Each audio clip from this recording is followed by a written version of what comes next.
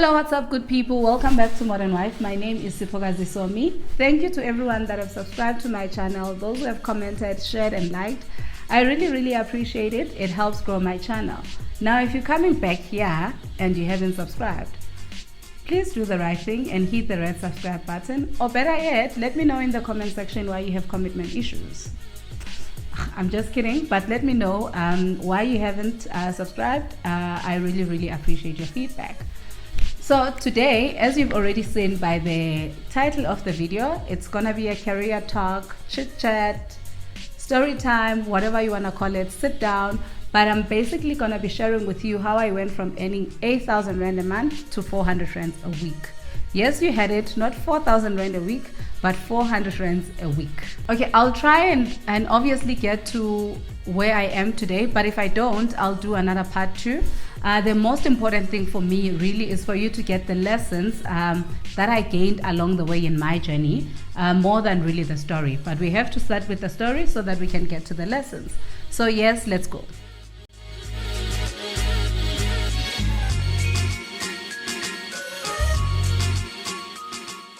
Okay, so let's just get to the story. The year is 2010. I've just graduated from University of KwaZulu-Natal in BCom in Marketing and Supply Chain Management.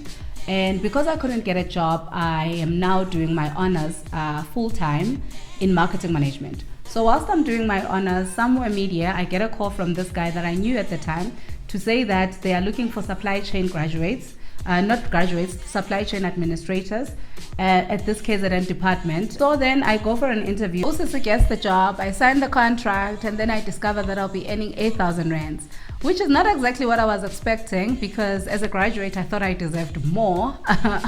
But I was like, you know what, it's all cool. I'm still studying my honors. Surely after that, I will make much more. Plus, to make the matters worse, there were other colleagues of ours which were not exactly graduates, or they didn't have degrees, and they were earning much more than me. So I was like, okay, this is not fair. But I'm like, okay, so is life. Let's get on with it. So now I am working full-time and studying full-time. But now the job is in Pietermaritzburg, which means that I had to now move to PMB from Durban. Luckily, there is a UKZN campus in PMB. So I transfer, I do everything, then I go there. So I'm thinking, but I'm like, you know what? Not exactly a train smash. Because at postgrad you don't attend a lot. You probably have classes once or twice a week. So I'm like, no, I can make this work. I'll probably miss work once a week, and then I can attend, and then any other day I'll just focus on my research and study on my own. It doesn't work like that in PMP. So this friend of mine from campus, so she calls me and says, look, Prof has actually recognized that you miss class a lot. What is going on? So I had to come clean with her and tell her that, look, Usisi is working full-time and studying. So she's like, I think you do need to speak to Prof because you have to sign a register. Maybe he will understand. So I go to him and I explain my situation. He's like, look, it's not gonna work, Sisi. If maybe it did work in Durban, it's not gonna work here. You need to choose. So now I'm faced with a decision between school and quitting my job. So I consult a few people, call my parents, and then eventually I come to a decision of quitting my job. Because I'm thinking I'm left with a few months, and surely after I finish my honors, I'll get something even better. Little did I know. So I do that, I finish my honors, and then everything is going smoothly. Plus now I've applied for a few graduate programs. I have 3 promising jobs that I've went to the final interview for. But then come December, nothing, no offer letter. Come January, nothing, no offer letter. Eventually my parents say to me, you know what, I think we think you need to come back. Because at home they have this belief that if you're not working, or if you're not studying, you shouldn't be in the city. So I go back home. Now I'm stressed. My now brother-in-law says to me, look, where I work, I know there's a department of which they're looking for hosts. And he says to me, it's not a lot of money, but it's way better than staying at home. So I'm thinking, okay, no, it's not bad. It's probably the same as what I was earning there. Little did I know. So then I go for an interview, I become successful in that job, I start. So now this is not permanent employment, this is contract basis. I don't think I even had an offer letter to say how much I'll be earning. So I'm like, ndizobona ngendlela. Then when I start the job, I inquire with a few of my colleagues at the time to say, okay guys, what are you earning here? And then they say to me, no, we're averaging 600 rands per week. On a good week, you can do 800 rands. Like, you're joking, ne? Okay. I'm like, okay, then that's fine. At least I don't have a lot of responsibilities at this time. I'm staying at home. Because now I was new, I had to work weekdays because this is a 24-hour operation. Now I'm working Monday to Friday. So then I work a whole week. I don't get paid because now I'm going to be paid the following week. When I get paid the following week, I actually discover that no, my bank account has been closed. So now they say to me, look, your bank account has been closed because it's a student account. Now you're no longer a student and all of that. So we'll pay you via check. You need to sort out your bank account. So I'm like, okay, fine, I'll do that. I'll sort it out. But then it's fine. Let me collect my check. To a shock of my life, my check was probably 401 or so, around there, but it wasn't exactly even 450. So I'm like, is this some kind of a joke? A whole graduate with 2 degrees earning 400 rands. So then I'm like, okay, can you imagine the shame, the walk of shame to the bank to catch out a check for 400 rands? So then, only to find out that they were averaging on 600 rands because they were no working weekends, they were working night shift. Because I was working day shift only, that's how I got to 400 rands. And I'm like, no. This can't be my lot in life. Okay, so now I'm doing this job and I don't want to lie, shame. It was very fun. It was very fun. It's just that money dololo, but the job itself was very fun. So whilst I'm doing this job, whenever clients come, we would have to refer them to the marketing department because we couldn't answer certain questions. So I'm like, you guys have a marketing department here and I graduated with a marketing management? So then I asked, what do they do in marketing? And no one really seemed to have a clear idea of what it is that they were doing. So this other time I followed this client to the marketing department. And then I'm like, okay, what do you guys do here? And then this gentleman was kind enough to tell me, okay, look, this is what we do. I think it was more direct marketing because they were sending out offers and stuff like that to customers based on their spend. So it was that and other things, PR related and stuff like that. So I'm like, oh, okay, I actually started marketing. So then I went back to do my old job and stuff like that. Then this one day I say, you know what, I'm actually going to go to the marketing department and I'm going to ask if I can volunteer. Because now I'm working Monday to Friday, I have weekends. So I go to them and I said, look guys, this is who I am, this is what I did, this is what I started. I'm really interested in understanding what it is that you guys do here. So I would love to volunteer my time on weekends because I work Monday to Friday. And then they were kind enough to say, oh, okay, that's fine. Eventually they have a vacancy, which was still not permanent, and I was the first person they considered. So I go on to do that job, and then I think, then the rest is history. That's how I actually started having a career in marketing. And now really to the most important part of the video, which I was hoping that if you have to take anything, you need to take this. The lessons that I learned along my journey. And the first lesson for me was that life does not owe you anything. Yes, we have degrees and all of that, but really life doesn't owe us anything. It is really by God's grace that we get to have jobs, we get to have certain opportunities, but really no one in life sort of owes you that. And I think that's what makes certain individuals to be jealous as well, because now you're looking at other people that have maybe succeeded or they have jobs and you're thinking that they have something that belongs to you. No, it doesn't work like that, sissy.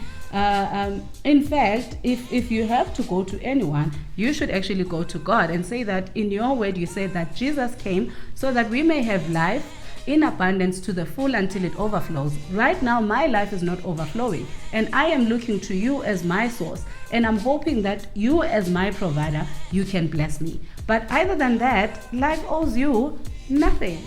Okay, and my second lesson is really that what got you here won't get you there. I know that there's a book with the same title, and I'm not exactly reciting the book, but what I'm basically trying to say is that that certificate or that degree that got you that interview or that got you that job is not going to be the same thing that you need to move to your next level.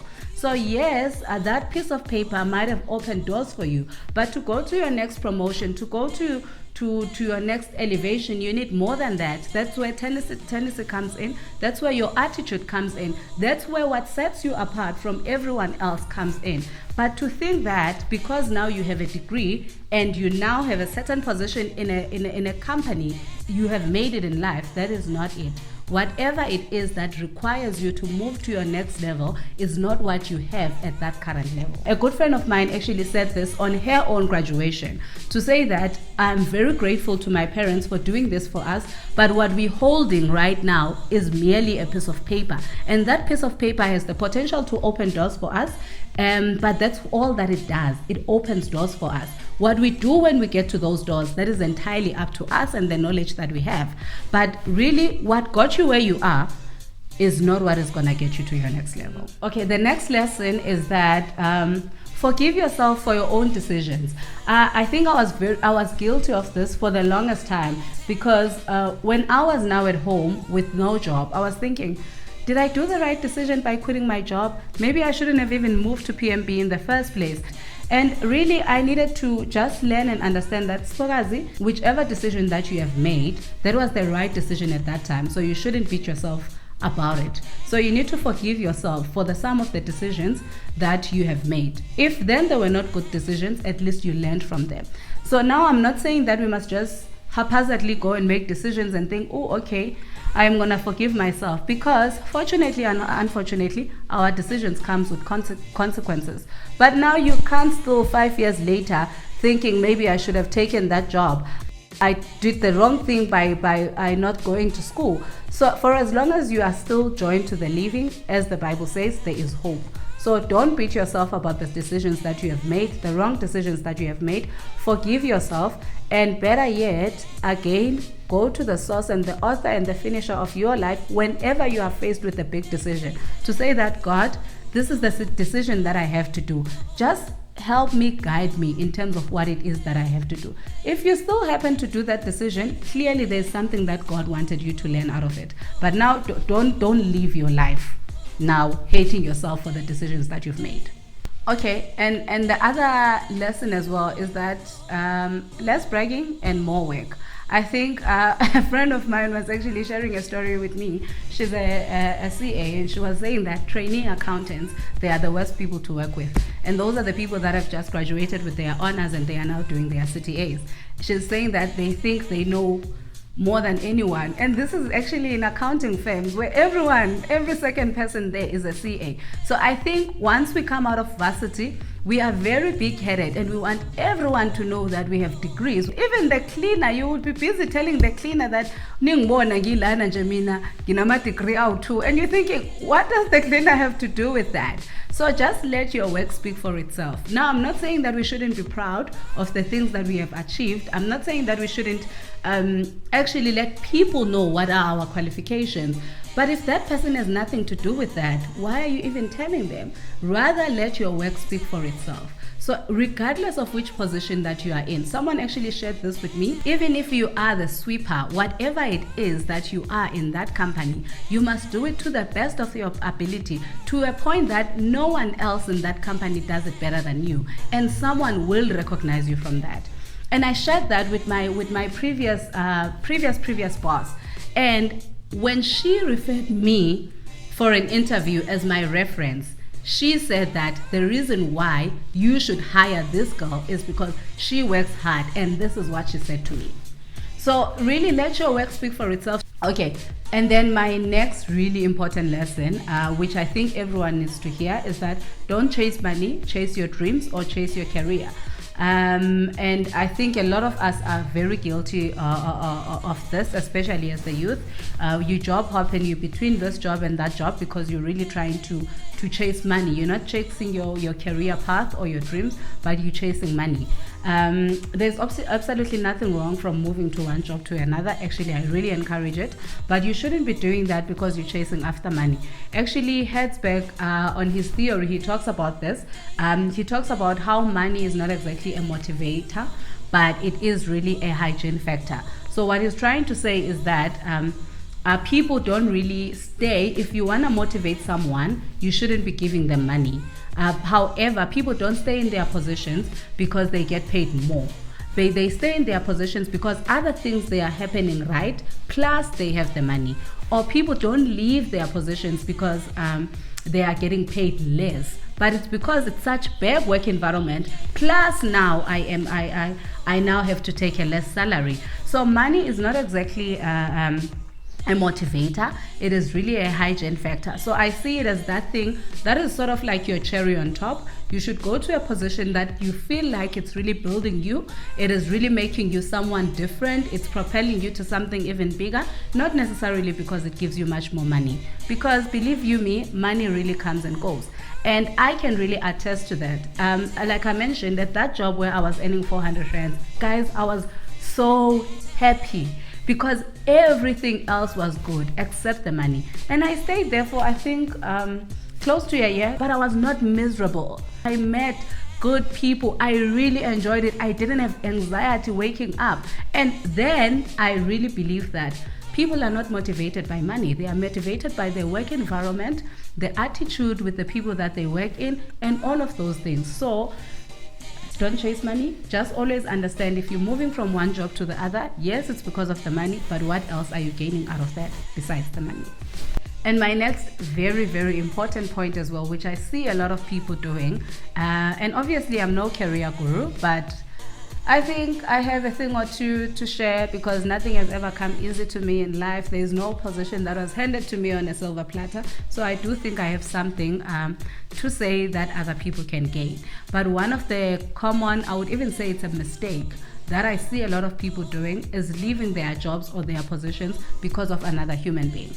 I think that is the biggest mistake because wherever you go, you will obviously find that one person that you're not going to get along with. So there is no job or there is no position where you will get along with everyone. And if you are going to keep job hopping because now this so and so doesn't like you,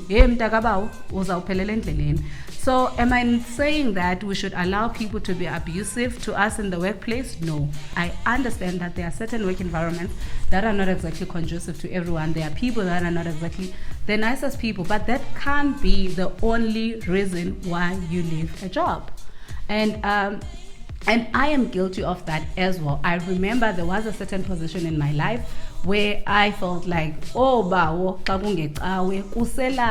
why every Monday I was like, now I have to go and face this person. Do I really need to do that?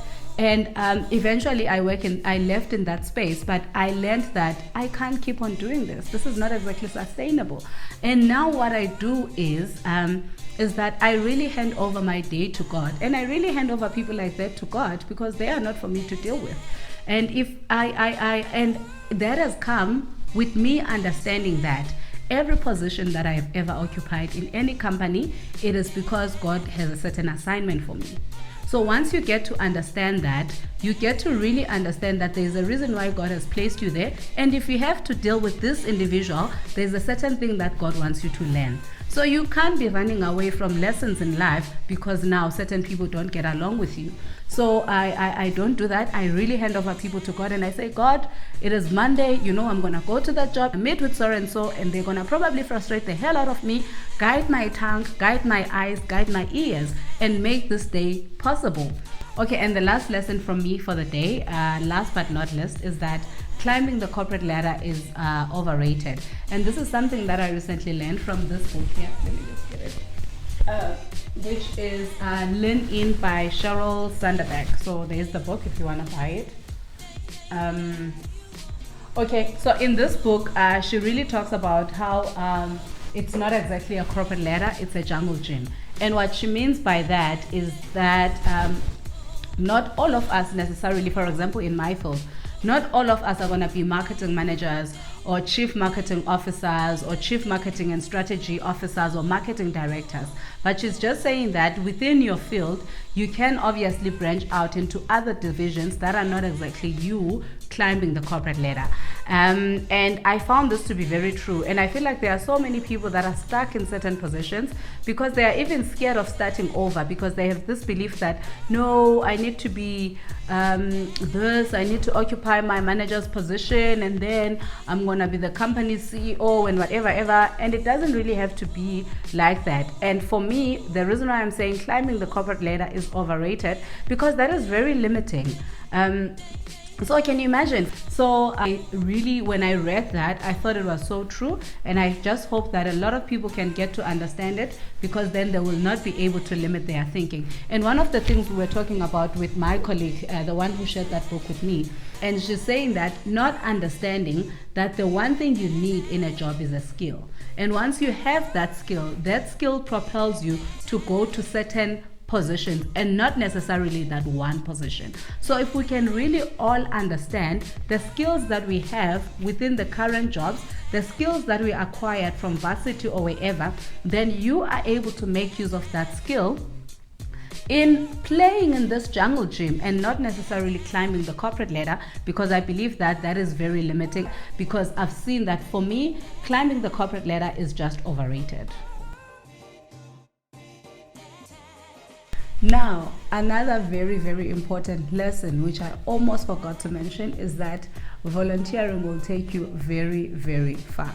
I've already mentioned it on my story that I did volunteer in the marketing department, and I know a lot of people will say, yeah, that is easy for you to say, but volunteering attracts costs, which you can't obviously sustain as an unemployed somebody.